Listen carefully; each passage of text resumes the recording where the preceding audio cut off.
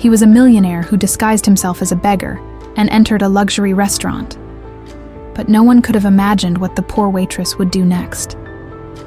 Get ready for a story that will move you and make you think. The morning sun cast long shadows across the marble floors of Anderson Tower, but Ethan Anderson barely noticed.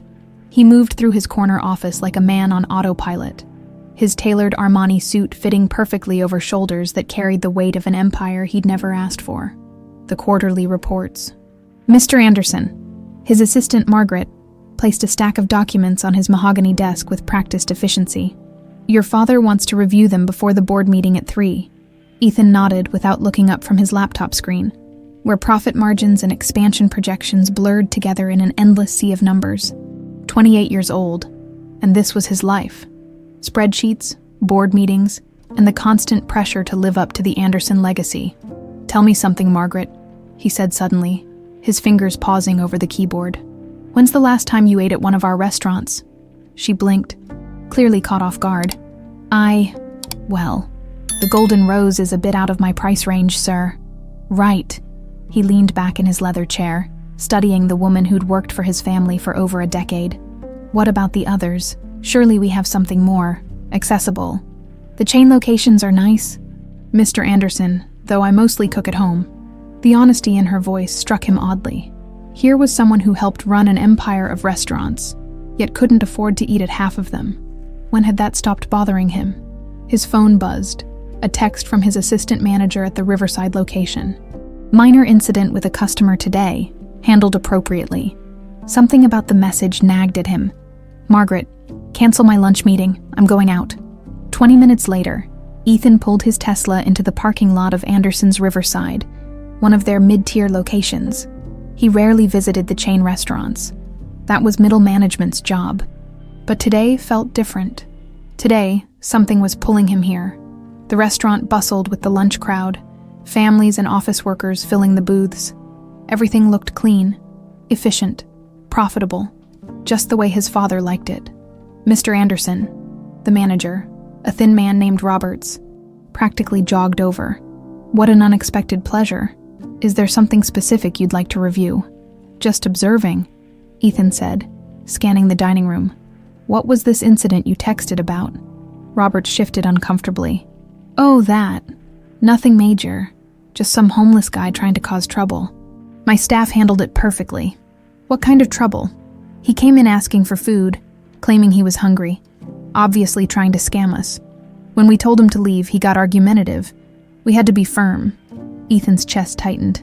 Firm how? Well, you know how these people can be. They think just because we serve food, we owe them something. My server, Jessica, I think. She was way too soft on him, but I set her straight. Told her we're not a charity. The words hit Ethan like a physical blow. Suddenly, he was 8 years old again, standing in his mother's garden while she explained why she always carried extra sandwiches in her purse. Compassion isn't weakness, sweetheart. Her voice echoed in his memory. It's what makes us human. Remember that when you're older, when people tell you that business is just business, people matter more than profit. Where's the man now? Ethan asked quietly. Gone, thank God, though he'll probably try another location. These types always do. Ethan excused himself and walked outside, his hands shaking slightly. In the alley behind the restaurant, he found what he was looking for: an overturned trash can, scattered food containers, and a torn jacket caught on the dumpster's edge. The drive home was a blur by the time he reached the Anderson estate. His father was waiting in the study, surrounded by leather-bound books that were more for show than reading. You missed the board meeting, Thomas Anderson said, without looking up from his brandy. Roberts called, said you were asking questions about some vagrant. His name wasn't Vagrant, Dad. It was human being. Thomas finally looked at him, his steel gray eyes cold. Don't tell me you're going to start with this bleeding heart nonsense again. We've been through this. Have we? Because I don't remember having a conversation about throwing hungry people out of our restaurants. It's called running a business, Ethan. Something your mother never understood. The words were designed to cut. And they did. Soft hearts make for weak leaders. Mom's heart wasn't weak. It was strong enough to care about people. And where did that get her? Thomas set down his glass with enough force to make the crystal ring. dead at 42 from stress, trying to save every lost cause in the city. The accusation hung in the air like poison. Ethan felt something crack inside his chest, something that had been building pressure for years. That's not what killed her, and you know it. What killed her was caring too much about people who didn't matter. Don't make the same mistake. That night, alone in his penthouse apartment, Ethan stood at the floor-to-ceiling windows overlooking the city. Somewhere down there, in those streets his father saw as profit margins and demographics, real people were struggling. People like the man who'd been thrown out of their restaurant for the crime of being hungry. He thought about his mother's gentle hands tending her garden, her patient voice reading bedtime stories, her tears when she watched the news and saw suffering she couldn't fix. She'd tried to teach him that wealth came with responsibility, that privilege meant obligation. But after she died, Thomas had systematically dismantled every charitable program she'd established, every community outreach initiative she'd championed. "Business is business," he'd said. "Sentiment is luxury we can't afford." Ethan pulled out his phone and scrolled through the contacts until he found what he was looking for. A private investigator his college roommate had used during a messy divorce. "Mr. Hendricks, this is Ethan Anderson. I need to hire you for something." Unusual. An hour later, the plan was set. If he really wanted to know who his employees were, if he wanted to understand what his mother had tried to teach him, he needed to see it from the other side. He needed to become invisible. The next morning, Ethan stood in his walk-in closet, surrounded by thousands of dollars worth of designer clothes. But today, he was looking for something else entirely. In the back, behind suits he hadn't worn in years, he found what he needed. Old jeans from college, worn sneakers, a faded t-shirt. Looking in the mirror, he barely recognized himself. The transformation would need to be more complete, but it was a start. "Time to meet the real world," he murmured to his reflection. His phone buzzed with a text from his father. "Board meeting at 9. Don't be late." For the first time in his adult life, Ethan Anderson turned off his phone and walked away from everything he'd ever known. The game was about to begin. 3 days later, Ethan barely recognized the man staring back at him from the bathroom mirror of a cheap motel room. The private investigator had done his job well. Fake stubble courtesy of professional makeup, clothes that smelled authentically of the streets, and a backstory that would hold up under casual questioning. "Zane Mitchell," he practiced, his voice rougher than usual. "Just looking for a chance, you know." The Golden Rose sat like a jewel in the heart of downtown, its gilded facade gleaming under the afternoon sun. Zane, had passed this flagship restaurant countless times in his Tesla, but he'd never really seen it. Now, approaching on foot with holes in his sneakers and $3 in his pocket, the marble steps looked like they led to another world. The brass doors were polished to mirror perfection, reflecting a version of himself he'd never imagined, a homeless man begging for scraps at his own restaurant. The irony would have been funny if it weren't so terrifying. "Here goes nothing," he whispered, and pushed through the doors. The hostess looked up from her podium with the kind of smile that froze the moment she took in his appearance. "I'm sorry, but Please," Zane interrupted, letting his voice crack slightly.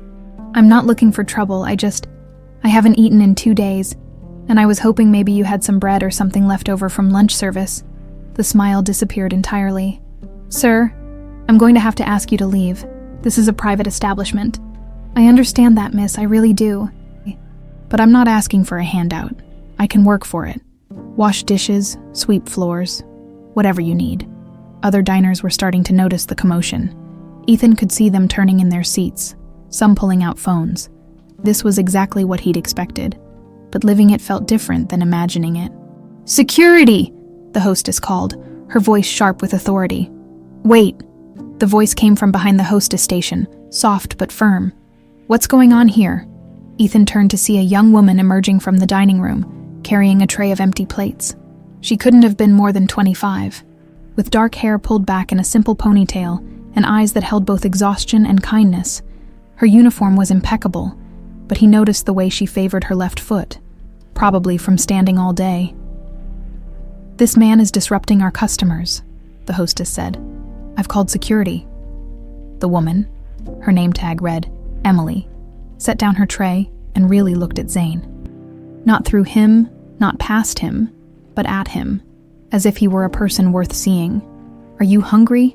she asked simply. The question caught him off guard. When was the last time someone had asked him that with genuine concern? "Yes, ma'am. Very." "Emily, what are you doing?" the hostess hissed. "Mr. Richards specifically said." "Mr. Richards isn't here right now," Emily interrupted, never breaking eye contact with Zane.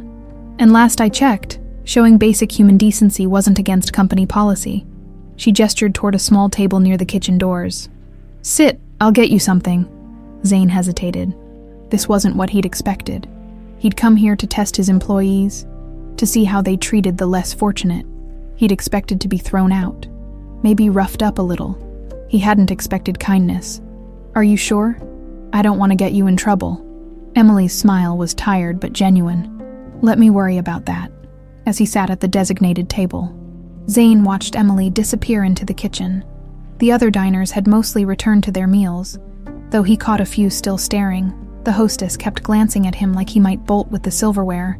5 minutes later, Emily returned with a plate that made his stomach actually growl. Pan-seared salmon, roasted vegetables, and what looked like artisan bread. This wasn't leftover scraps. This was a full meal from their regular menu. "I can't pay for this," Zane said, overwhelmed by the gesture. "I'm not asking you to." Emily set a glass of ice water beside the plate. "Everyone deserves a good meal." "Why?" The question slipped out before he could stop it. Emily paused, her hand still on the water glass. "Because you're a person. Because you asked politely. Because..." She shrugged. "Because it's the right thing to do." Before Zane could respond, a sharp voice cut through the restaurant's ambient noise. "Miss Turner, what exactly do you think you're doing?" Brian Richards strode across the dining room like a man on a mission. His face flushed with anger. Ethan recognized him immediately. The Golden Rose's general manager, a company man through and through. "I'm serving a customer," Emily replied evenly, though Zane noticed her hands tremble slightly. "This vagrant is not a customer. He's a liability," Richard's voice carried across the restaurant, ensuring everyone could hear. "And you're about to be an unemployed liability if you don't get him out of here right now." "He's not causing any trouble," Emily said, lifting her chin. "He asked for food, and I gave it to him. That's what restaurants do. Restaurants serve paying customers, not street trash looking for handouts." The words hit Zane like a slap. He'd heard his father use similar language in private meetings, reducing human beings to problems to be managed. But hearing it directed at him, seeing the way Emily flinched at the cruelty, made it real in a way that boardroom discussions never had. "I should go," Zane said, starting to stand. "No." Emily's voice was quiet but firm. "Finish your meal." "Emily," Richards warned, "you have a sick mother and a disabled brother to think about. Are you really willing to lose this job over some homeless drunk?" The threat was clear, and Emily's face went pale, but she didn't back down. "He's not drunk. He's hungry. And yes, I'm willing to risk my job to feed a hungry person." Zane felt something shift inside his chest. This woman, this underpaid, overworked waitress, was risking everything to show him basic human kindness. When was the last time someone had stood up for him? When was the last time someone had stood up for anyone, without expecting something in return? "Ma'am," Zane said softly, "I don't want you to lose your job because of me." Emily looked down at him, and for a moment, he saw something in her eyes that he'd never seen directed at him before. Protective fierceness. "Some things are more important than jobs." "Not in my restaurant," Richard snapped. "Security should be here any minute, Emily. You can finish your shift, but consider this your final warning. One more stunt like this, and you're gone." He stormed back toward his office, leaving Emily and Zane alone in the suddenly quiet dining room.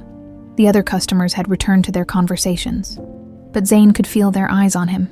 "I'm sorry," Emily said, sitting down across from him.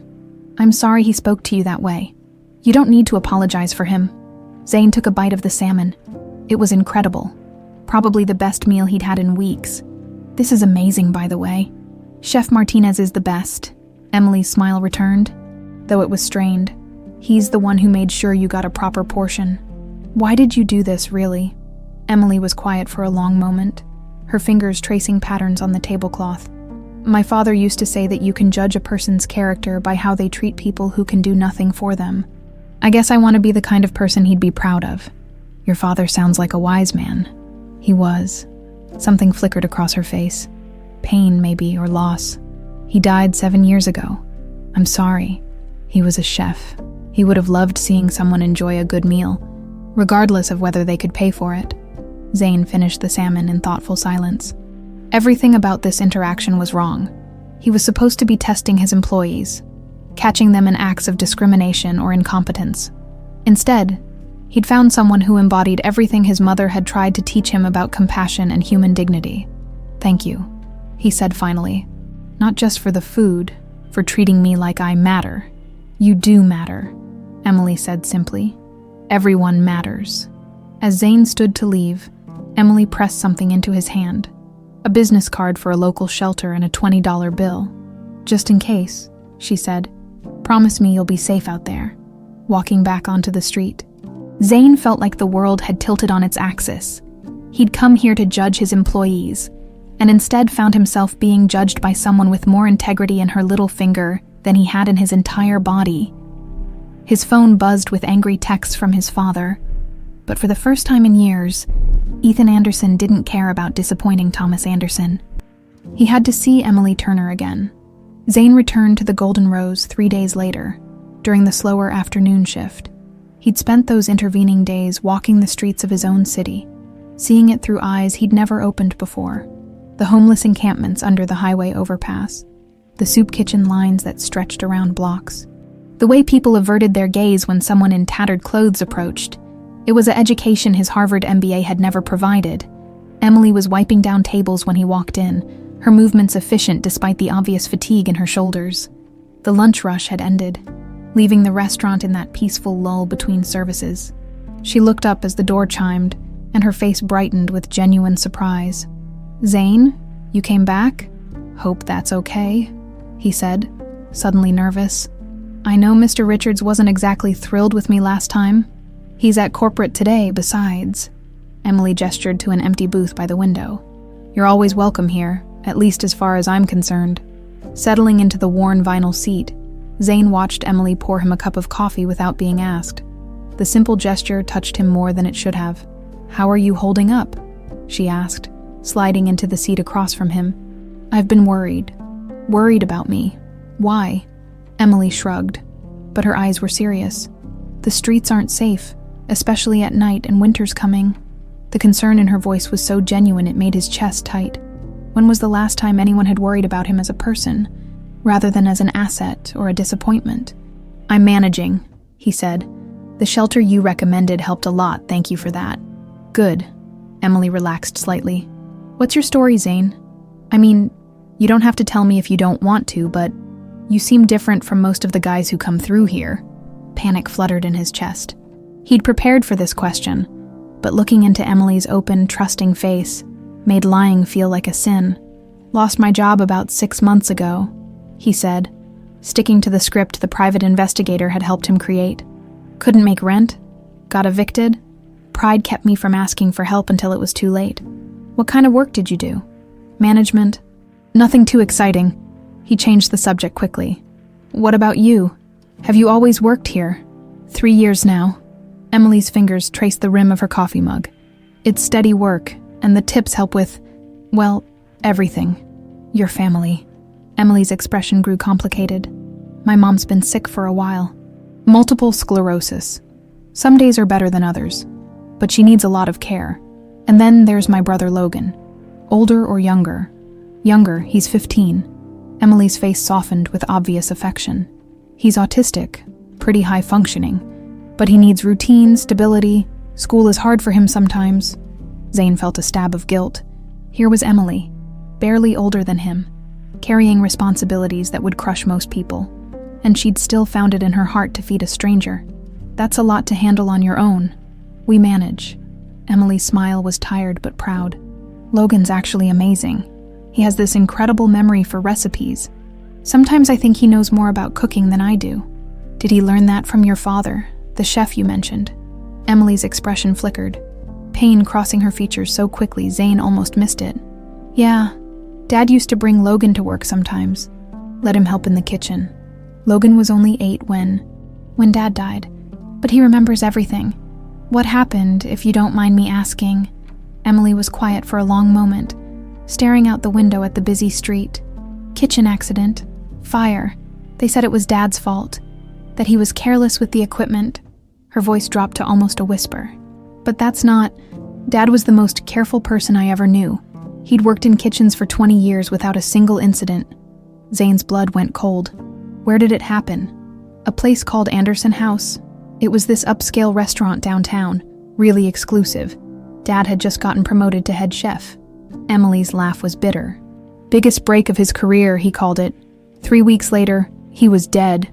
The coffee cup slipped in Zane's hand, hot liquid splashing across the table. Emily immediately grabbed napkins, dabbing at the spill while he sat frozen. Anderson House. He remembered that restaurant. It had been one of their first major acquisitions. Purchased right before his mother died. There had been some problems during the renovation, delays and cost overruns that had infuriated his father. Sorry, he managed. Sorry, just clumsy. It's okay. Emily finished cleaning up the spill, her movements automatic. I shouldn't have brought it up. It's ancient history. No, I'm sorry for your loss. That must have been devastating. The worst part was the investigation. Emily's voice was steady, but Zane could see the old pain in her eyes. They barely looked into it. Just decided Dad had made some mistake with the gas lines and moved on. Case closed. You don't believe that? I know my father. He was meticulous, obsessive about safety. He'd check every piece of equipment twice before he'd even turn on a stove. Emily shook her head. But what did it matter what I believed? I was just his 20-year-old daughter. Nobody listened to grieving kids. Zane felt sick. He wanted to tell her she was right, that there had been problems with the kitchen equipment that his father had decided to ignore. He wanted to promise her that he'd look into it, that he'd find the truth, but he couldn't, not without revealing who he was. And somehow that felt like it would destroy this fragile connection they'd built. So you've been taking care of your family ever since. Mom tried to work for a while, but the MS got worse. Logan needed someone consistent, someone who understood his routines. Emily straightened her shoulders. We're doing okay, really. The insurance money helped, and I make decent tips here most days. Insurance money. Life insurance payout. It wasn't much. Dad was young, healthy. Nobody expects a 35-year-old to die in a kitchen fire. Emily's smile was forced, but it was enough to keep us afloat while I figured things out. The weight of Emily's sacrifice hit Zane like a physical blow. She'd given up everything. College, probably dreams of her own, to hold her family together after a tragedy that his family's negligence had caused. You're remarkable, he said softly. Emily blushed, clearly uncomfortable with the compliment. I'm just doing what anyone would do. No, you're not. Most people would have crumbled under that kind of pressure. Most people wouldn't feed strangers when they're barely scraping by themselves. Dad always said that kindness multiplies. The more you give away, the more you have.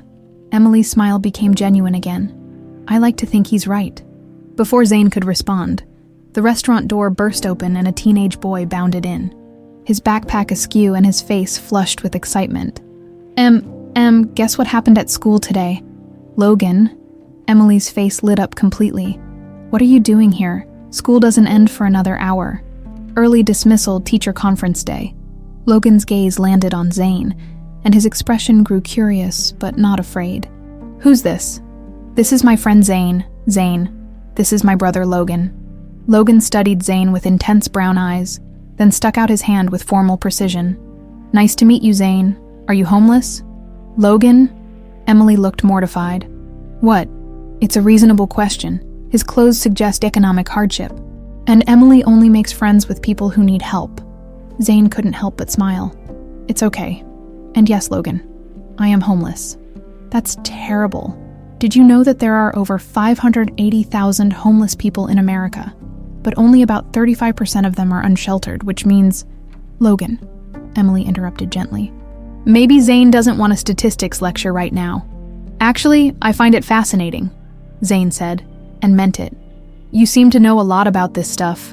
Logan beamed. I research things that interest me. Homelessness is interesting because it's a solvable problem that we choose not to solve. There are more empty houses in America than homeless people. Logan wants to be a social worker when he grows up, Emily said proudly. Or a chef, Logan added. Like Dad was. I remember all his recipes. Want to hear one? For the next hour, Zane listened to Logan recite recipes with perfect precision, watched Emily help him with homework, and felt something inside his chest grow warm and unfamiliar. This wasn't his world of board meetings and profit margins. This was something real, something that mattered. When it was time to leave, Logan shook his hand again. Will you come back tomorrow, Zane? Emily's making meatloaf, and it's almost as good as Dad's was. Logan, Emily said softly, Zane has his own life. He can't just... I'd love to come back, Zane interrupted. If that's okay with you? Emily's smile could have powered the city. More than okay. Walking back into the evening air, Zane realized he was in trouble. He'd started this experiment to test his employees' humanity. But somewhere along the way, Emily and Logan Turner had begun to test his, and he was failing spectacularly. That night, Ethan couldn't sleep. He paced his penthouse apartment, Emily's words echoing in his head. They barely looked into it, just decided Dad had made some mistake with the gas lines and moved on. Anderson House, the restaurant that had marked the beginning of their empire's expansion, purchased just months before his mother's death. He remembered his father's excitement about the acquisition, the plans for renovation, the pressure to open quickly to recoup their investment. By 3 a.m., Ethan found himself in his home office, accessing the company's digital archives with administrative privileges his father didn't know he had. The private investigator who'd helped create his homeless persona had also taught him a few tricks about electronic surveillance, skills that were about to prove invaluable. The Anderson House files were buried deep in the corporate database, marked with security classifications that would have kept out casual browsers. But Ethan wasn't casual, and he wasn't browsing. He was hunting. The first documents were routine. Purchase agreements, architectural plans, permit applications. Everything looked normal until he found the construction reports from 7 years ago. The timeline made his stomach clench. David Turner had died 3 weeks after being promoted to head chef, just days before the restaurant's grand reopening. Ethan pulled up the incident report, his hands trembling slightly as he read. Incident summary. Kitchen fire resulted in death of employee David Turner, 35 head chef. Preliminary investigation suggests gas line malfunction caused by employee negligence in equipment operation. No criminal charges filed. Insurance claim, 2.3 meters. Case closed. The report was signed by Fire Marshal Stevens and countersigned by Thomas Anderson himself. But something felt wrong about the language. Too clean, too definitive for what should have been a complex investigation. Digging deeper, Ethan found the insurance investigator's preliminary notes, documents that should never have been preserved in the corporate files. His blood went cold as he read. Day 1. Electrical systems show signs of prolonged overload. Wiring appears substandard for commercial kitchen demands. Day 2. Gas line installation predates current safety codes. Multiple violations noted. Day 3. Building contractor, Meridian Construction, reports pressure from Anderson Corp to accelerate timeline despite incomplete safety inspections. Day 4. Meeting with Thomas Anderson and legal team. Advised to focus investigation on employee error rather than systemic failures. Day 5. Final report amended per Anderson legal guidance. Ethan stared at the screen, his father's betrayal hitting him like a physical blow. They had known. They had known the kitchen was unsafe, and they'd let David Turner die rather than delay their opening. But it got worse. Buried in a subfolder marked Personnel Actions, Ethan found the employment records for Anderson House. Brian Richards' name jumped out at him, the same Brian Richards who now managed the Golden Rose, who'd called Emily's father street trash just days ago. 7 years ago, Brian Richards had been the assistant manager at Anderson House. According to his personnel file, he'd been the supervisor on duty the night David Turner died. Ethan's fingers flew across the keyboard, pulling up Richards' original statement to investigators. Employee Turner seemed agitated during evening prep, mentioned concerns about kitchen equipment but refused to specify details. I advised him to follow standard procedures. When the incident occurred, I was in the front office handling cash deposits. I heard the explosion and immediately called 911, but that wasn't the statement that made Ethan's blood boil. Hidden in the legal files, He found Richard's original deposition to company lawyers, a deposition that told a very different story. Turner had been complaining about the electrical system for weeks, said the new equipment was overloading circuits that hadn't been upgraded. He asked me to contact management about safety concerns multiple times. I told him to mind his own business and do his job. The night he died, he came to me again, said he smelled gas, and wanted to shut down the kitchen until morning. I told him absolutely not. We had a VIP party the next night, and Mr. Anderson had made it clear that nothing was to interfere with our opening schedule. Turner went back to the kitchen, muttering about doing what's right. 20 minutes later, the whole back wall was in flames. Ethan leaned back in his chair, his entire worldview crumbling. His father hadn't just covered up an accident. He'd actively silenced someone trying to prevent it. And Brian Richards, the man who'd failed to act on David Turner's warnings, had been rewarded with a promotion to manage their flagship restaurant. The cruelest irony was that Emily worked for her father's killer every single day, serving customers in the company that had destroyed her family and never looked back. But there was more. Digging through the financial records, Ethan found payments that made his stomach turn. $50,000 to Fire Marshal Stevens, listed as consulting fees. $75,000 to the insurance investigator, marked as expedited processing. $25,000 to Meridian Construction, labeled as confidentiality agreement. His father had bought silence from everyone involved, ensuring that David Turner's death would be blamed on the victim rather than the system that had failed him. Ethan printed everything, his hands shaking with rage and guilt. Every page felt like evidence of his family's sins, proof that the empire he'd inherited was built on lies and covered in blood.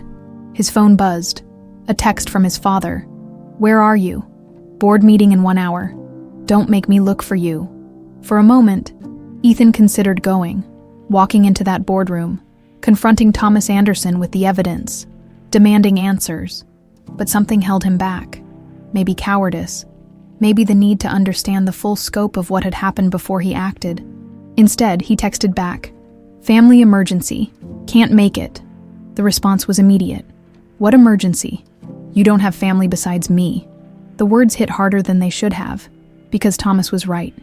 Ethan had no one, no siblings, no mother, no close friends who saw him as anything more than a useful connection. The only people who'd shown him genuine warmth in years were a waitress and her autistic brother, and he'd lied to them about everything. Another text. "This better not be about some homeless crusade. I won't tolerate any more of your mother's bleeding heart nonsense." Ethan turned off his phone and returned to the documents. There had to be more. Some evidence that would definitively prove what had happened, something that couldn't be dismissed or explained away. He found it in the architectural files, building inspection reports that had been falsified, safety certifications that had been backdated, and most damning of all, an email chain between Thomas Anderson and the city building commissioner Anderson. "Need those final inspections signed off by Friday. We're announcing the opening Monday, Commissioner. Tom, the electrical isn't up to code. Meridian's cutting corners. Anderson, how much to make it up to code? Commissioner, 75 KLA should cover any oversights in the paperwork. Anderson, done. Wire transfer going out this afternoon." The timestamp on the final email was 3 days before David Turner died. Ethan's vision blurred with rage. His father hadn't just covered up the crime. He'd orchestrated it. Every safety violation, every ignored warning, every bribed official had contributed to David Turner's death. And Emily thought it was her father's fault. The weight of that knowledge crushed him.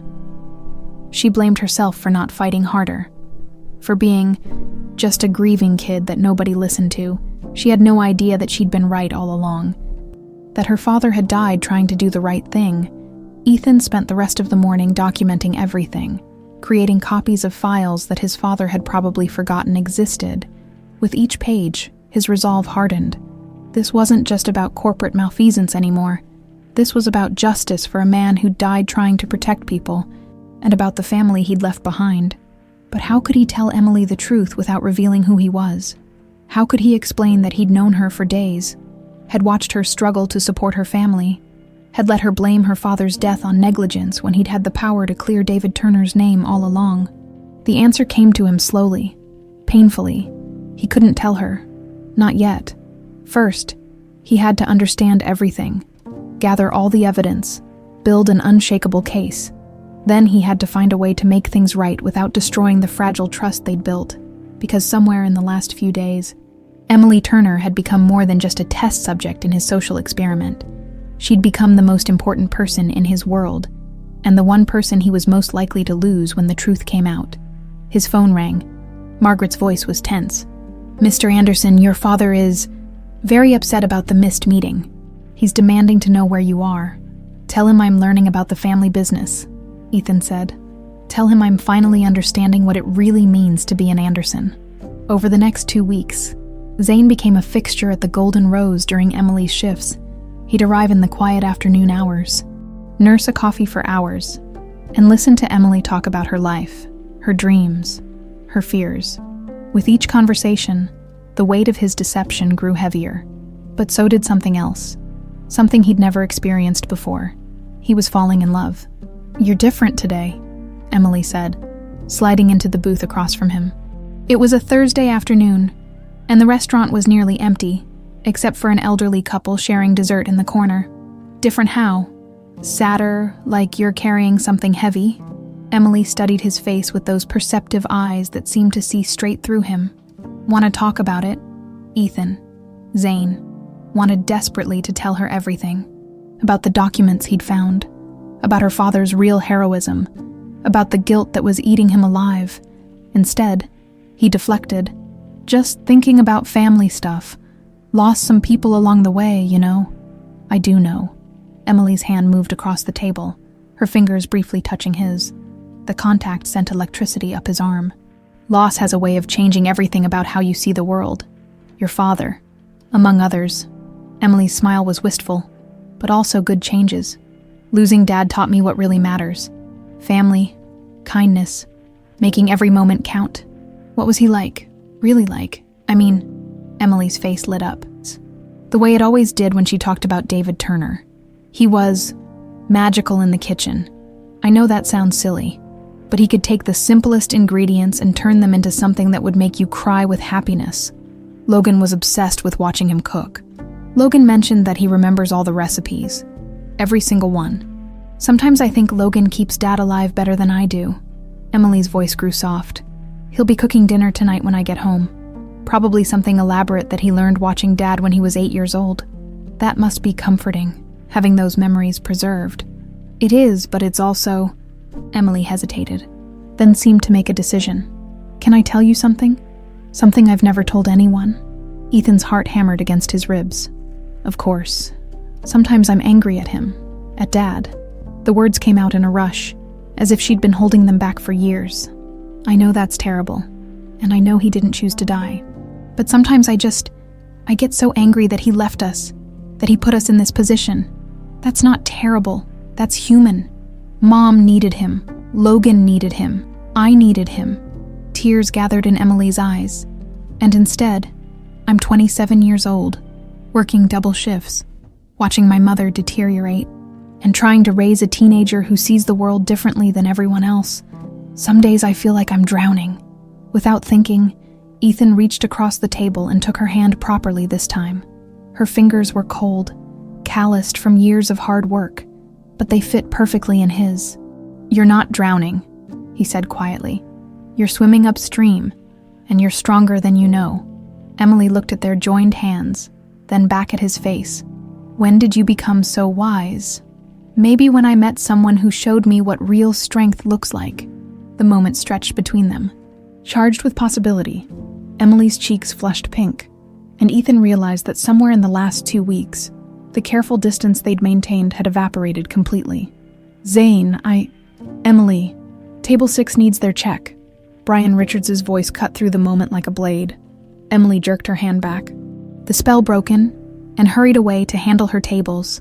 But when she returned 20 minutes later, something had shifted between them. "Walk with me," she asked as her shift ended. "I mean, if you don't have anywhere else to be." They strolled through the downtown streets as evening settled over the city. Emily had changed out of her uniform into jeans and a sweater that brought out the gold flecks in her brown eyes. Walking beside her, Ethan felt more like himself than he had in months, and simultaneously more like a fraud than ever. "Can I ask you something?" Emily said as they paused at a crosswalk. Shoot. What did you do before, in your management job? I mean, you never really said. Panic fluttered in Ethan's chest. Corporate stuff, acquisitions, development projects. Pretty boring, really. Boring people don't ask the kinds of questions you ask. What kinds of questions? Emily smiled. Yesterday you asked me what I would do if money weren't an obstacle. The day before that, you wanted to know what I thought about when I couldn't sleep. Most people ask where I'm from, or what my favorite movie is. And what do you think about when you can't sleep? See, you're doing it again, Emily laughed. The sound like music in the evening air. I think about Dad mostly. Wonder what he'd say about the choices I'm making. Whether he'd be proud of how I'm handling things. He would be, Ethan said with absolute certainty. Anyone would be proud to have you as a daughter. They'd reached Emily's apartment building, a modest complex that had seen better decades. She hesitated at the entrance, her key in her hand. Would you like to meet them, Mom and Logan? I mean, Logan's been asking about you every day and Mom's curious about my mysterious friend. Every rational part of Ethan's brain screamed warnings. Meeting Emily's family would deepen this deception, make the eventual revelation even more devastating. But looking at her hopeful face, he couldn't bring himself to say no. I'd be honored. The Turner apartment was small but spotlessly clean, filled with the warm smell of something delicious cooking. Logan bounded to the door the moment they entered. Zane, perfect timing, I'm making Dad's famous chicken marsala. Want to help me finish the sauce? Before Ethan could respond, he was being dragged into the tiny kitchen where Logan had somehow created a restaurant-quality meal, despite working with equipment that belonged in a museum. Logan, let Zane get settled first, Emily called, but she was laughing. It's okay, Ethan said, genuinely amazed by the teenager's precision. This smells incredible, Logan. Dad taught me that cooking is chemistry and art combined. The measurements have to be exact, but you also have to feel when something's right. Logan handed him a wooden spoon. Taste the sauce, tell me what it needs. Ethan tasted the marsala sauce and was transported. It was complex, layered, absolutely perfect. I don't think it needs anything. This is restaurant quality, Logan. Really? Logan beamed with pride. Emily says that too, but she's my sister, so she has to be nice. I do not have to be nice, Emily protested from the doorway. I choose to be nice because you're an amazing cook. Emily, a weak voice called from another room. Is that your friend? Coming, Mom. Emily disappeared down a short hallway, returning with a woman who moved carefully with the aid of a walker, even with the obvious effects of her illness. Maria Turner had the same warm eyes as her daughter. You must be Zane, Maria said, settling into a well-worn armchair. Emily's told me so much about you. All good things, I hope. She says you're kind, in my experience. That's the only thing that really matters about a person. Over dinner, Ethan listened to the Turner family dynamic with a mixture of admiration and heartbreak. Logan recounted his school day with encyclopedic detail. Emily gently redirected when his monologues went too long, and Maria offered quiet wisdom that reminded him achingly of his own mother. Dad would have loved this, Logan said suddenly, apropos of nothing. He always said the best meals happen when you invite strangers to become friends.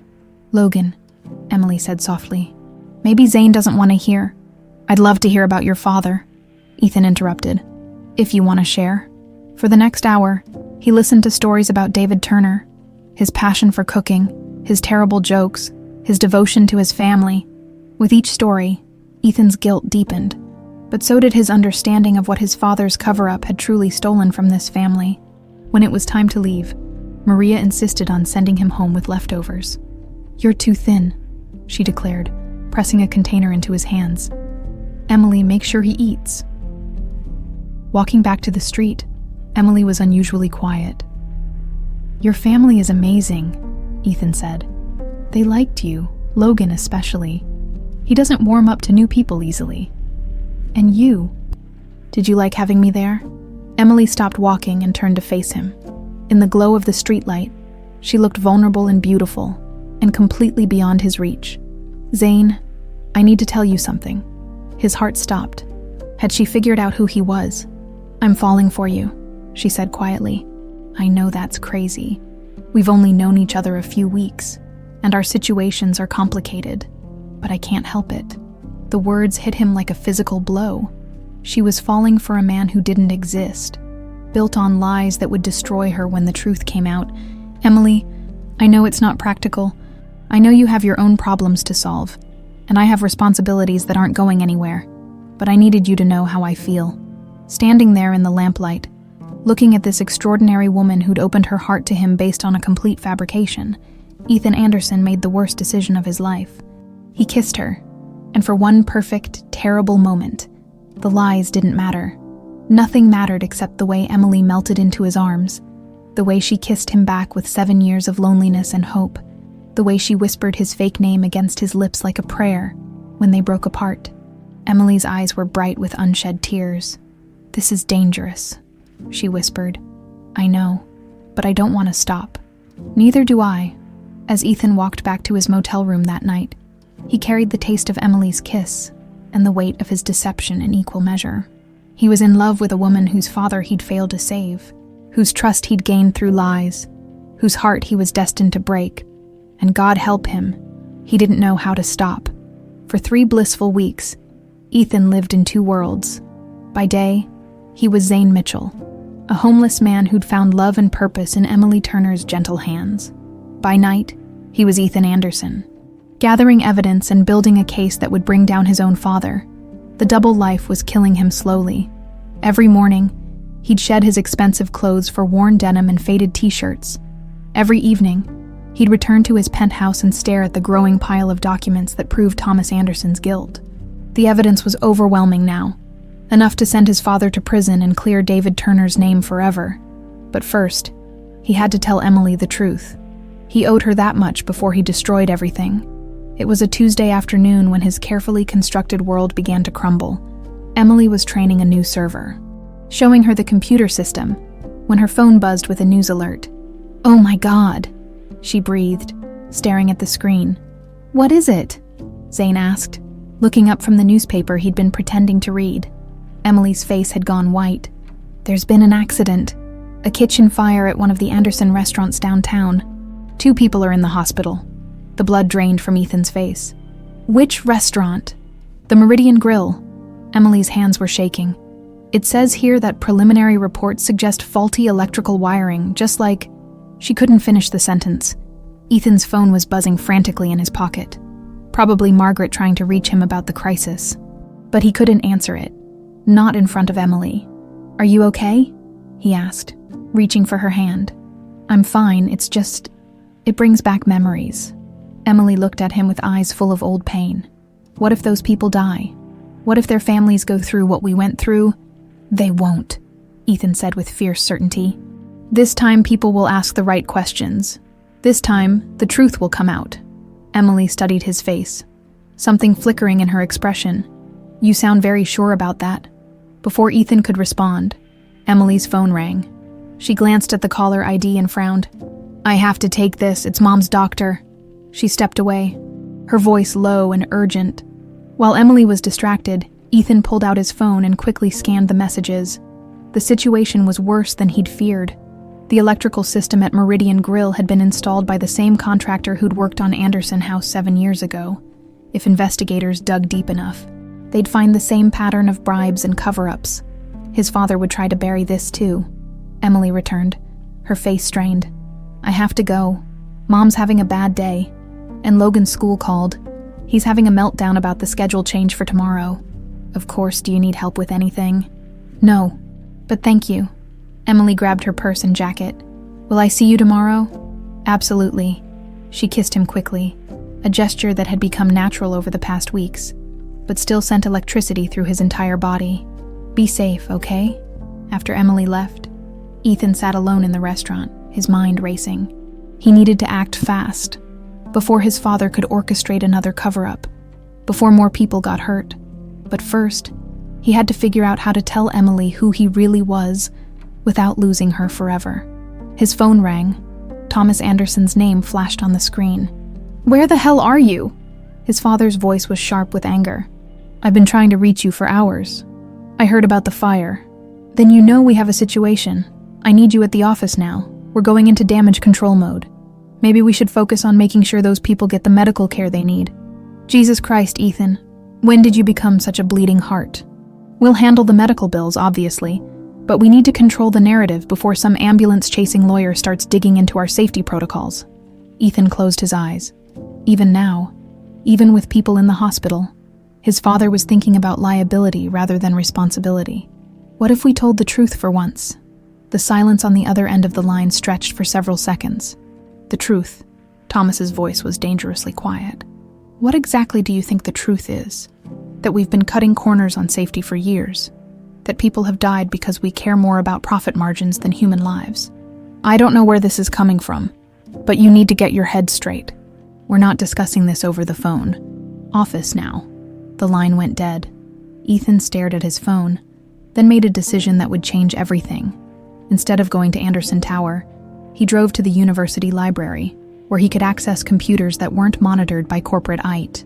For the next 4 hours, he uploaded every document he'd found to a secure server, creating multiple backup copies. Then he drafted a comprehensive report detailing 7 years of corporate malfeasance, starting with David Turner's death and ending with today's fire. By the time he finished, it was nearly midnight. His phone had been buzzing constantly. His father, Margaret, the legal team, the board of directors, everyone wanted to know where he was, what he was doing, why he wasn't playing his role in the latest cover-up. He turned off his phone and drove to Emily's apartment building. The lights were still on in her unit. Through the thin walls, he could hear Logan's voice reciting something, probably recipes, his way of self-soothing when anxiety got too high. Emily appeared at the window, silhouetted against the warm light from within. She looked tired but beautiful, her hair loose around her shoulders instead of pulled back in its usual ponytail. For a moment, Ethan let himself imagine a different life, one where he'd met her honestly, where they could build something real together without the foundation of lies. But that life didn't exist. It never had. His phone vibrated with a text from an unknown number. "Your father is looking for you. Might want to lay low for a while." Friend Ethan frowned at the message, but before he could process it fully, his blood went cold. Across the street, parked under a broken streetlight, sat a black sedan with corporate plates. His father's security team, Thomas Anderson, had found him. Panic flooded his system. If his father's people were watching Emily's building, they already knew about his relationship with her. They probably had photographs, records of every visit, every conversation. Emily was in danger. Ethan was typing a warning text when Emily's apartment door opened. She stepped onto the small balcony, probably taking out trash or getting some air. In the dim light, she looked directly at his car. Their eyes met across the distance. Emily's expression shifted from surprise to confusion, to something approaching recognition. She disappeared back inside, and moments later, Ethan's phone buzzed with a call from her number. "Zane, is that you in the blue car?" "Emily, I can explain." "Explain what? Why you're sitting outside my building at midnight? Why you have a car when you told me you were homeless?" Ethan's world tilted. She knew, somehow. She knew. "Where are you calling from?" he asked. "My neighbor's apartment." "Zane, who are you really?" The question hung in the air like a blade. Ethan looked up at Emily's building, then at the sedan full of his father's people, then back at the phone in his hand. "My name is Ethan Anderson," he said quietly, "and I'm the son of the man who killed your father." The silence that followed was deafening. "Emily, are you there? Anderson?" Her voice was flat, emotionless. "You're an Anderson." "Yes." "You've been lying to me for weeks." "Yes." "Everything you told me. Your name, your situation, your feelings. All of it was lies." "No." The word came out sharp, desperate. "My feelings for you are real. Everything else was a lie. But that was real. Get away from my building." "Emily, please let me explain. Get away from my building or I'm calling the police." The line went dead. Ethan sat in his car, staring at Emily's darkened windows, feeling his heart break in real time. He'd known this moment would come, had prepared for it.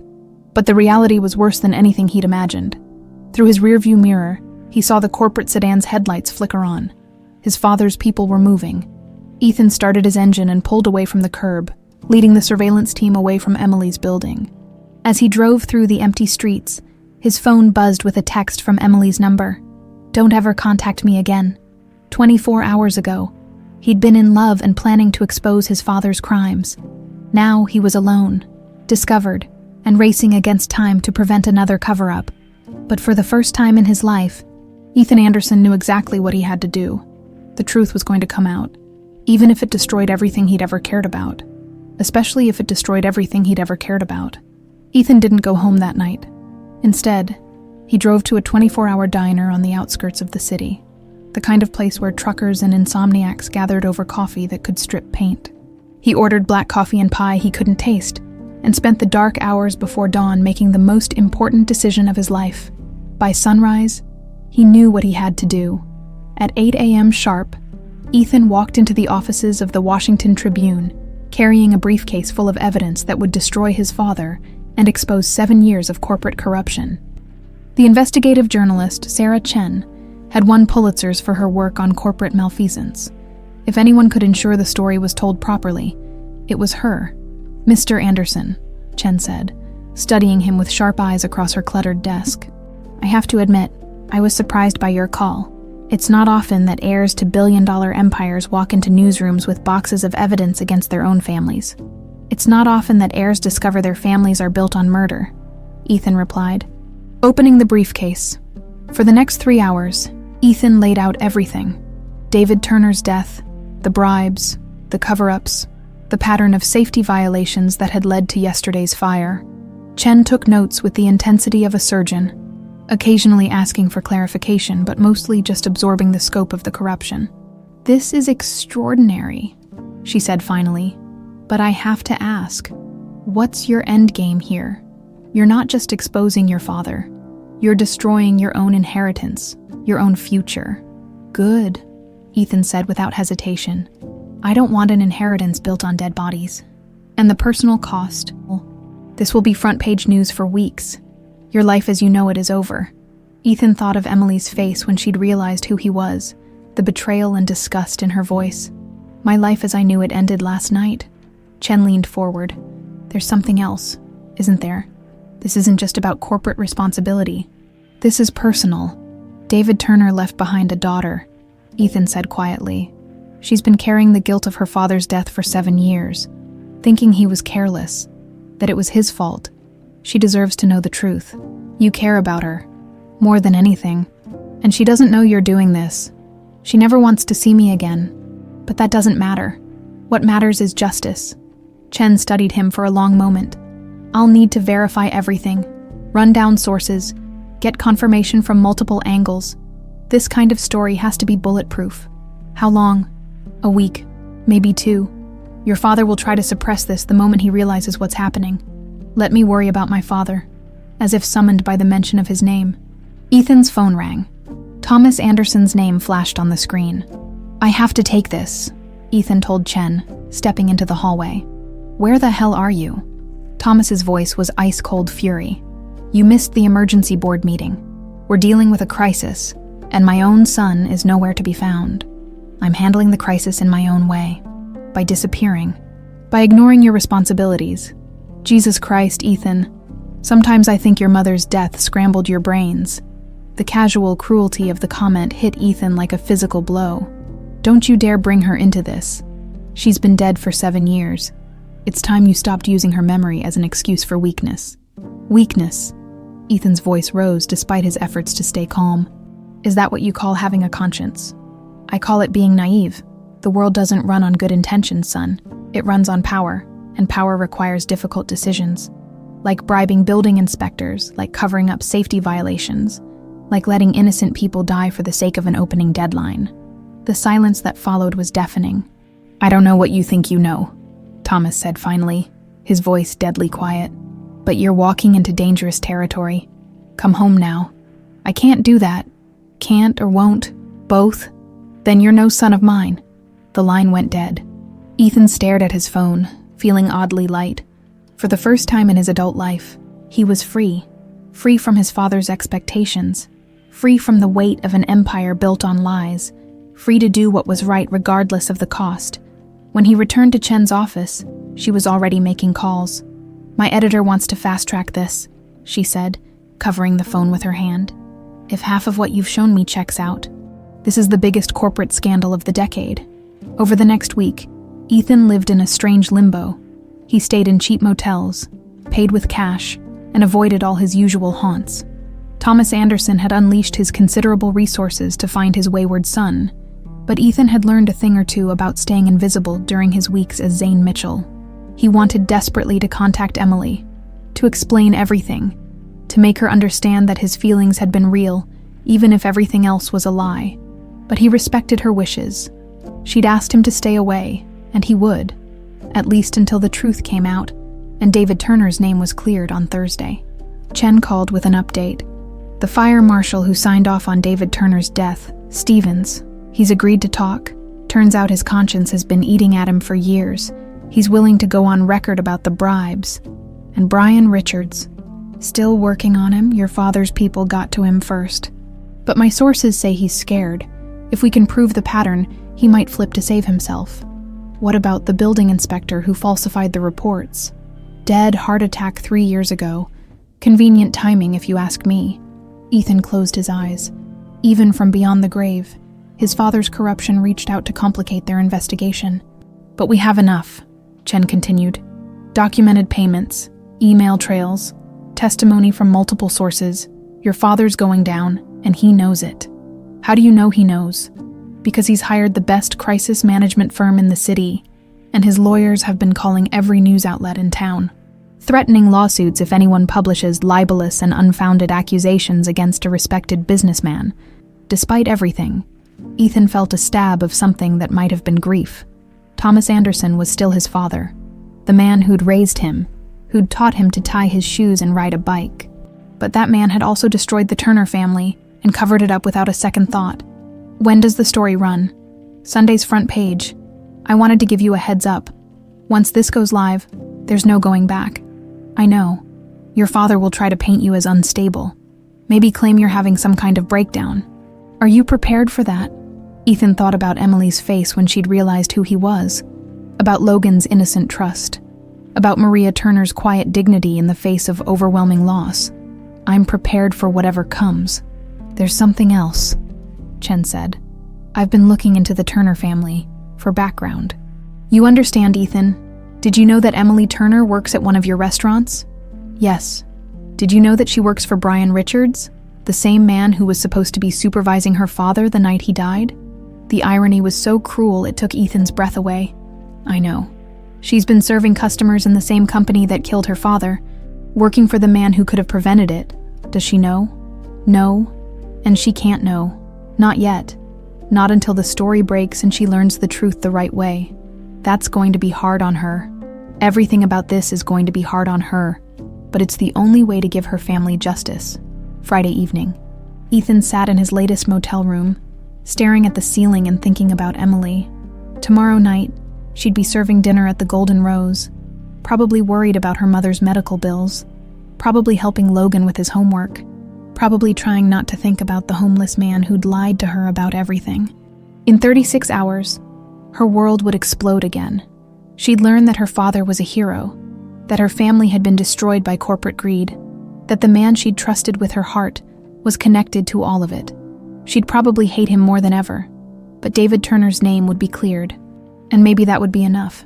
Maybe knowing that her father had died trying to do the right thing would give Emily some peace, even if it came at the cost of everything else. Ethan's phone buzzed with a text from an unknown number. Last chance to walk away. Some secrets are better left buried. A friend, he deleted the message without responding. Sunday morning couldn't come fast enough. 6 months later, Ethan Anderson no longer existed in any meaningful way. The man who sat in the cramped office above a failing bakery on the east side of town bore little resemblance to the billionaire heir who'd once commanded boardrooms and lived in penthouse luxury. His clothes were simple. His hands bore the calluses of honest work, and his bank account held exactly $2,047. Every penny he'd earned through his own labor. The Washington Tribune expose had done exactly what Ethan had hoped it would. Thomas Anderson was in federal prison awaiting trial on charges of bribery, conspiracy, and negligent homicide. Brian Richards had been fired, prosecuted, and was now serving 18 months for his role in covering up David Turner's death. The Anderson restaurant empire had been sold off piece by piece, the proceeds going to victims' families and safety retrofitting across the industry. And David Turner had been posthumously cleared of all responsibility for his own death, officially recognized as a whistleblower who died trying to protect others. Ethan had given his first interview to Sarah Chen 2 weeks after the story broke, sitting in a courthouse lobby while his father's lawyers filed motion after motion to suppress evidence and discredit witnesses. "I want people to understand that this isn't about revenge," he'd told her. "This is about justice for David Turner and everyone else who was failed by a system that prioritized profit over human life." "What about your personal life?" Chen had asked. "The Turner family hasn't spoken publicly, but sources say you had a relationship with David Turner's daughter. How has this affected that?" "Emily Turner deserves her privacy," Ethan had replied. "She's been through enough because of my family's actions. The last thing she needs is to be dragged into a media circus. But you care about her. I care about her enough to stay out of her life." That had been the truth 6 months ago, and it remained the truth now. Ethan had kept his promise. He hadn't contacted Emily, hadn't tried to explain himself, hadn't asked for forgiveness he didn't deserve. He'd seen her once, from across a street downtown, and had ducked into an alley before she could spot him. She'd looked good, healthier somehow, less burdened. The life insurance payout from her father's reclassification as a workplace safety victim had been substantial, enough to get her mother proper treatment, and Logan the specialized schooling he needed.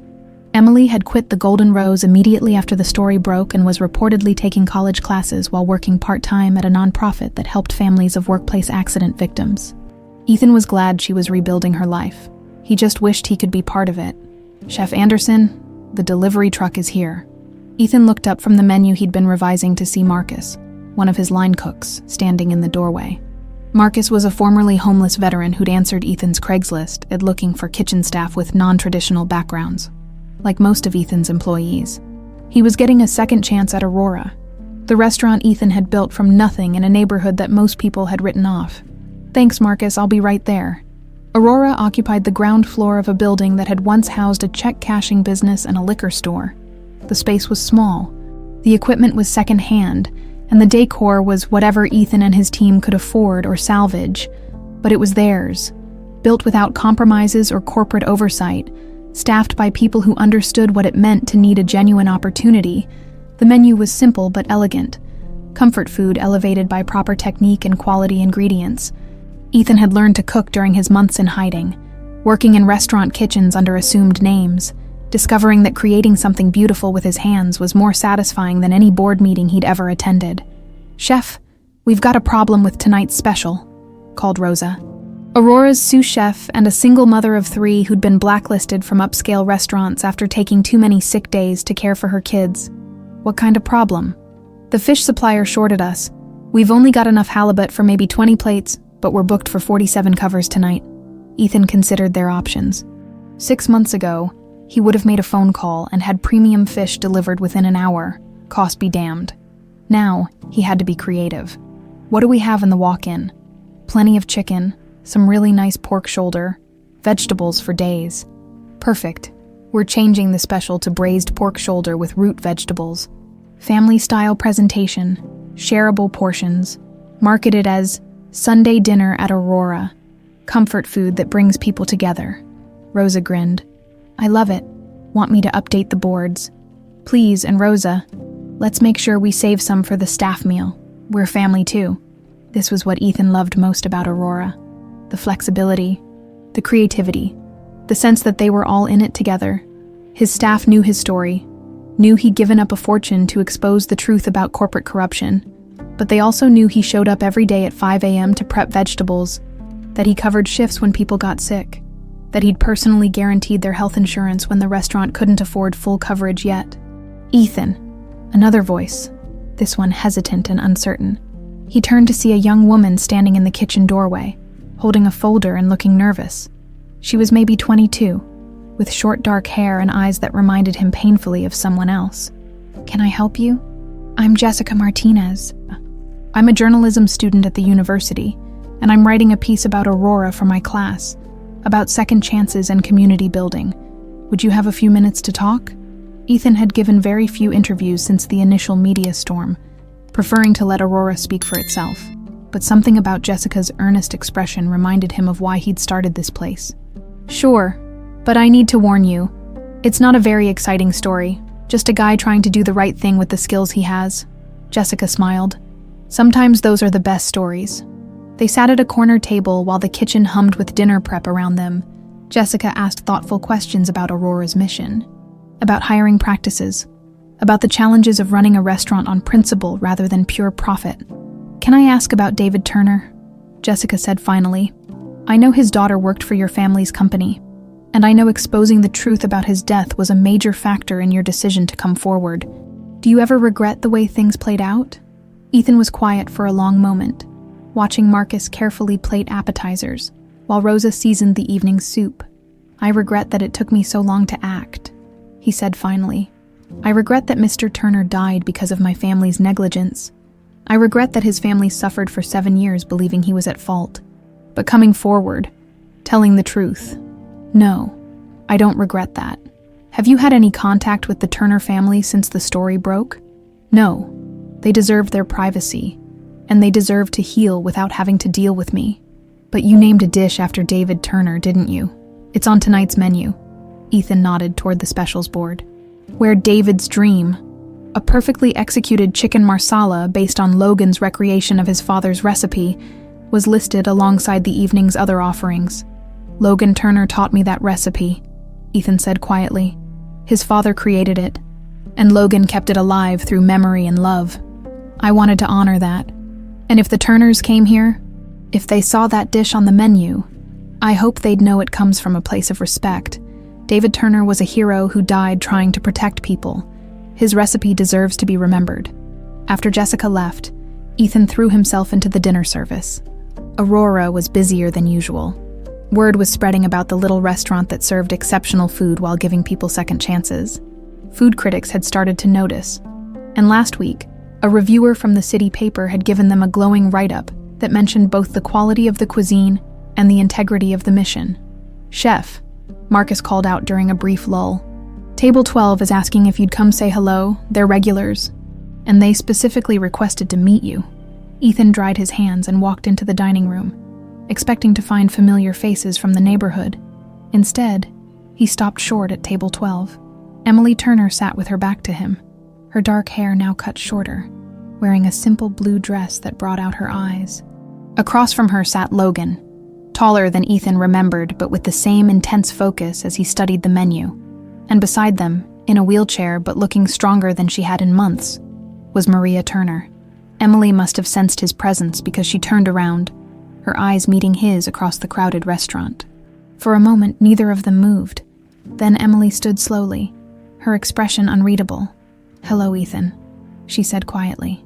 The restaurant seemed to fall silent around them, though Ethan knew the other diners were still talking, still eating, still living their lives. All he could see was Emily, looking at him without hatred for the first time in 6 months. "Hi," he managed, his voice rough with emotion. I didn't know you were coming. We didn't plan it," Emily said. "We were driving by, and Logan saw the menu board outside. He recognized one of the dishes." Logan looked up from his menu with a slow smile. "David's Dream? That's Dad's recipe. How did you know about Dad's recipe?" The question hung in the air between them, loaded with months of silence and unspoken truths. "You taught it to me," Ethan said simply. "A long time ago." The silence stretched between them like a bridge. Neither was sure they should cross. Other diners continued their conversations, unaware that the small drama playing out at table 12 would determine whether 6 months of careful distance had been worth the pain. Would you like to sit down?" Emily asked finally, gesturing to the empty chair at their table. Ethan's heart hammered against his ribs. "Are you sure? We came here to talk," Maria Turner said, speaking for the first time. Her voice was stronger than Ethan remembered, though she still looked fragile in her wheelchair. "We have things to say." Ethan sat slowly, acutely aware of the weight of this moment. Across the restaurant, his staff continued dinner service, but he could feel their protective eyes on him. They knew Emily's story, knew what her family meant to him, knew how much he'd sacrificed because he couldn't live with the lies anymore. "You look different," Logan observed with his characteristic directness. Thinner, and your hands are different too. They have scars. Kitchen work, Ethan said, automatically hiding the small burns and cuts that came from learning to cook professionally. I'm still figuring it out. Dad had hands like that, Logan continued. He said scars were a chef's education written on his skin. Emily flinched slightly at the memory, but her eyes never left Ethan's face. Logan wanted to come here the moment he saw the menu. He's been talking about you for months. Talking about me. About Zane, Logan corrected. Emily told me Zane was really you, but I didn't understand how that was possible. People can't be two different people. Logan's right, Emily said quietly.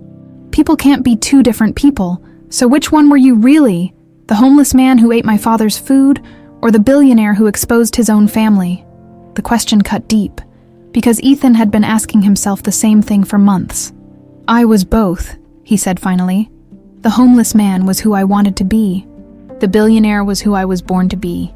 Neither felt real until I met your family. That's not an answer, Emily said, though her tone wasn't unkind. That's just more words. Maria Turner leaned forward slightly, her hands folded in her lap. Ethan, may I ask you something? Of course. When you were pretending to be homeless, when you were sitting in my daughter's restaurant eating my husband's food, what were you hoping to accomplish?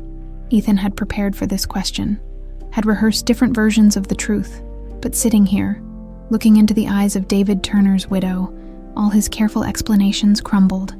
I was trying to prove that poor people weren't worth caring about, he said, the honesty burning his throat. I was angry about feeling guilty, and I wanted evidence that my father was right, that compassion was weakness, that the homeless were just looking for handouts. Emily's sharp intake of breath was audible. You were testing us. Yes. You came into our lives as an experiment. Yes.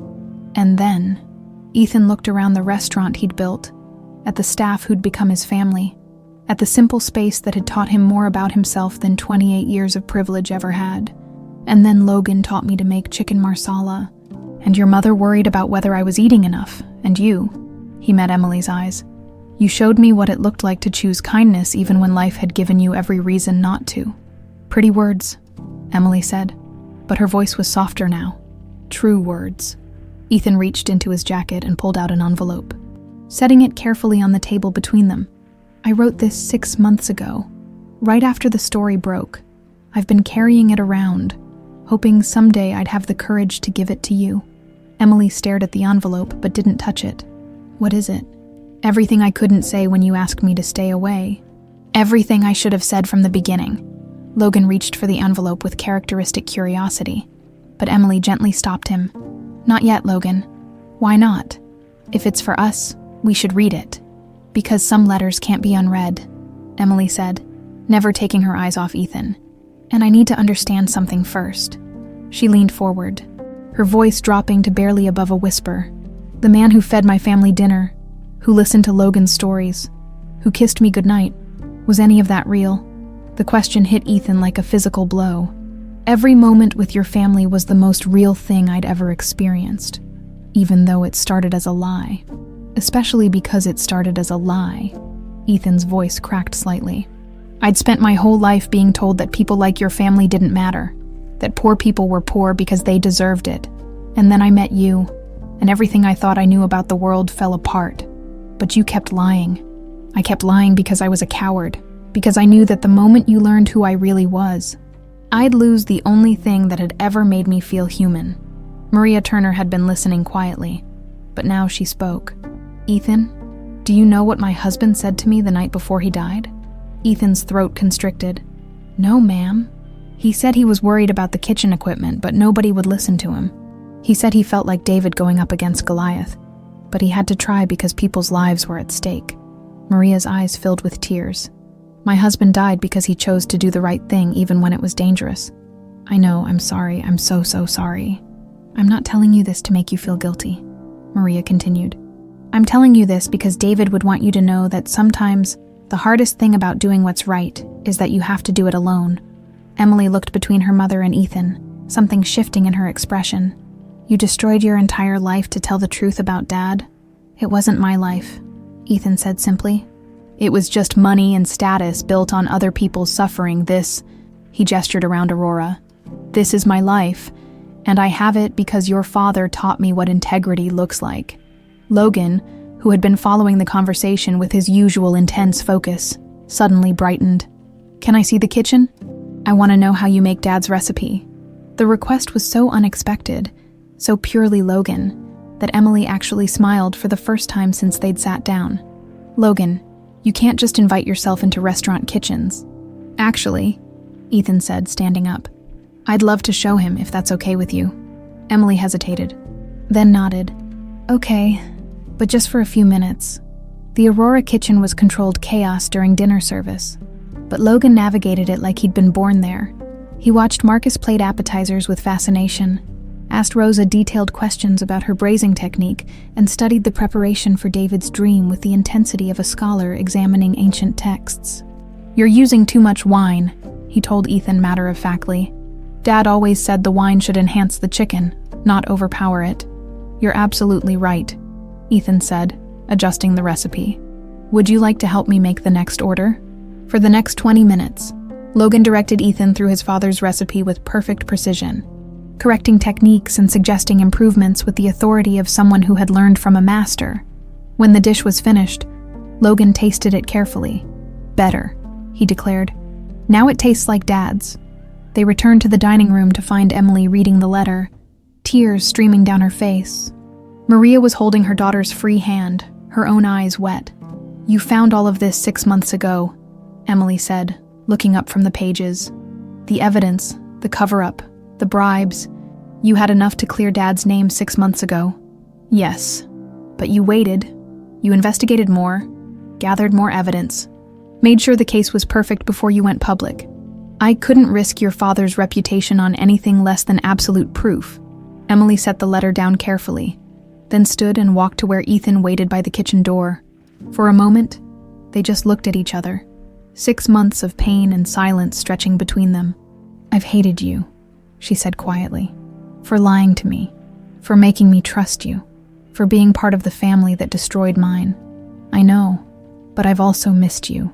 Every day for 6 months, I've missed the man who held my hand and listened to my dreams and made me feel like I wasn't carrying the world alone. Ethan's vision blurred. Emily, that man was real, wasn't he? Even if everything else was a lie. The way you cared about my family was real. More real than anything I'd ever felt. Emily reached up and touched his face gently, her fingers tracing the line of his jaw. Dad's name is cleared. His reputation is restored. Justice was served. Yes, because of you. Because it was the right thing to do. Emily smiled through her tears, and for the first time in 6 months, Ethan felt like he could breathe again. Logan, she called over her shoulder, do you think Dad would like this place? Logan looked around Aurora, at the mismatched tables, the staff working together like family, the simple menu that promised honest food made with care. He'd love it, Logan said with certainty. This is exactly the kind of place Dad dreamed about opening someday. Emily turned back to Ethan, her hand still touching his face. Then maybe it's time we stopped living in the past and started building something new.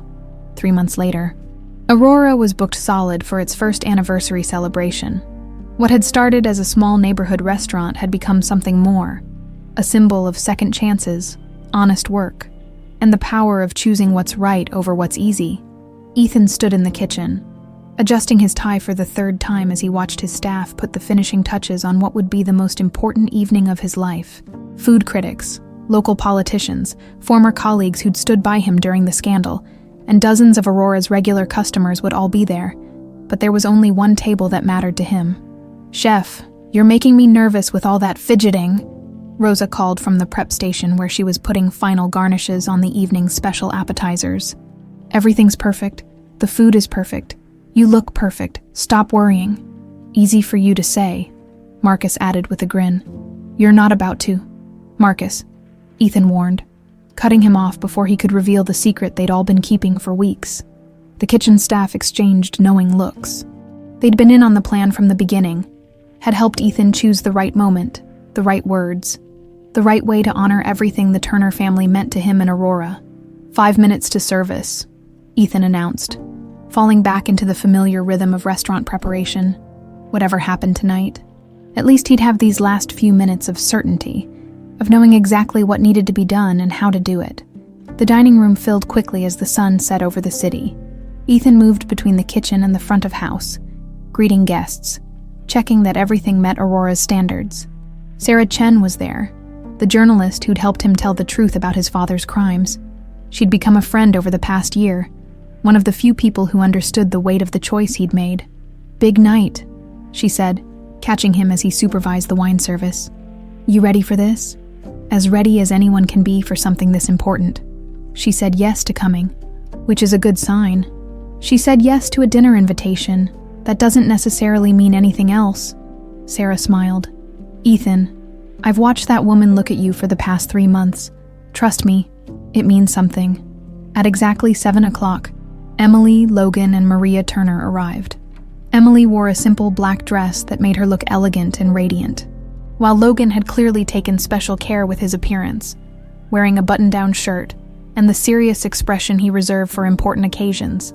Maria looked stronger than she had in years. The experimental treatment her family could now afford having slowed the progression of her disease significantly. Ethan seated them personally at the table he'd reserved, the same corner booth where he'd first sat as Zane Mitchell, where Emily had offered kindness to a stranger who didn't deserve it. "Good evening," he said formally, playing his role as restaurant owner rather than revealing the nervous energy threatening to overwhelm him. "Welcome to Aurora's anniversary celebration. Thank you for inviting us," Maria said with the gracious smile that reminded Ethan so much of Emily. "We wouldn't have missed it." Logan was already studying the special anniversary menu with intense focus. "You changed Dad's recipe again," he observed. "The wine reduction is different. You noticed that from just reading the description. I notice everything about Dad's recipes, but this change is good. It shows evolution. Dad always said the best dishes grow over time." Emily had been quiet since they arrived, but now she looked up at Ethan with an expression he couldn't quite read. "This place has become everything you said it would be. I'm proud of you." The simple words hit Ethan harder than any review or accolade ever could. "That means everything. Coming from you, Mr. Anderson," one of the servers approached hesitantly. "The mayor's table is asking if you could say a few words about Aurora's mission." "For the anniversary celebration?" Ethan glanced at Emily, who nodded encouragingly. "Go ahead.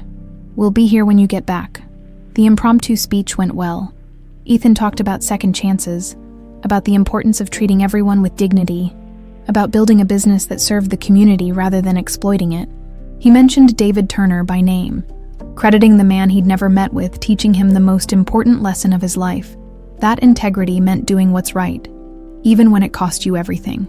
When he returned to the Turner table, their dinner had been served. David's dream prepared exactly as Logan had taught him, alongside Aurora's signature sides and a bottle of wine that cost more than Ethan used to spend on lunch. "That was beautiful," Emily said as he sat down. "Dad would have loved hearing his name honored that way. He deserves to be remembered." Logan took a careful bite of the chicken marsala, his expression serious as he evaluated the dish. "Perfect," he declared finally. "This tastes exactly like Dad made it. You've learned well. I had an excellent teacher." As the evening progressed, Ethan found himself relaxing into the conversation, falling back into the easy rhythm he'd discovered with Emily's family all those months ago. Logan told stories about his new school, where his unique perspective was valued rather than seen as a problem.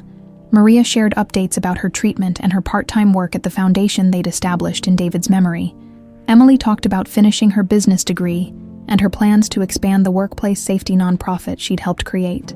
They were thriving, Ethan realized. The Turner family had taken the justice they'd finally received and used it to build something positive, something that honored David's memory while helping others avoid their tragedy. As the other diners began to leave, and the restaurant gradually emptied, Ethan knew it was time. His hands shook slightly as he signaled to Rosa, who nodded and disappeared into the kitchen. "There's something I wanted to show you," Ethan said, standing up. "Something special I've been working on for Aurora." He led them to the restaurant's small, private dining room, which had been transformed for the occasion. The walls were covered with photos, images of Aurora's staff, regular customers, community events they'd hosted, but the centerpiece was a beautiful display case containing a single item, a handwritten recipe card in David Turner's careful script. "Logan helped me track this down," Ethan explained, as Emily approached the case with tears in her eyes. "It was in your father's personal effects from Anderson House. Somehow it survived the fire. It's his original recipe for the dish we serve here." Emily pressed her hand to the glass, tracing the familiar handwriting. "This is his handwriting. This is really his. I wanted you to see it before I made it official," Ethan continued, his heart pounding so hard he was sure everyone could hear it. "I'm establishing the David Turner Memorial Foundation, funded by Aurora's profits, to provide scholarships for culinary students and safety training for restaurant workers." "Ethan," Maria whispered, "that's wonderful. But there's more." Ethan took a deep breath, knowing that everything depended on the next few minutes. "I want the foundation to be a family effort. I want it to honor not just David's memory, but the strength and grace his family showed in the face of tragedy." He turned to face Emily directly, pulling a small velvet box from his jacket pocket. The room fell completely silent except for Logan's sharp intake of breath. "Emily Turner," Ethan said, dropping to one knee in front of the woman who'd taught him what love really meant. "You saved my life in ways you'll never fully understand. You showed me what it means to choose kindness over cruelty, integrity over profit, love over fear." Emily's hands flew to her mouth as tears streamed down her face. "I know I don't deserve your forgiveness for the lies I told, and I know I'll never be worthy of the love you've shown me. But I'm asking anyway. Will you marry me? Will you help me build something beautiful out of the ashes of our past?" For a moment that felt like eternity. Emily just stared at him. Then, slowly, she knelt down beside him, taking his face in her hands.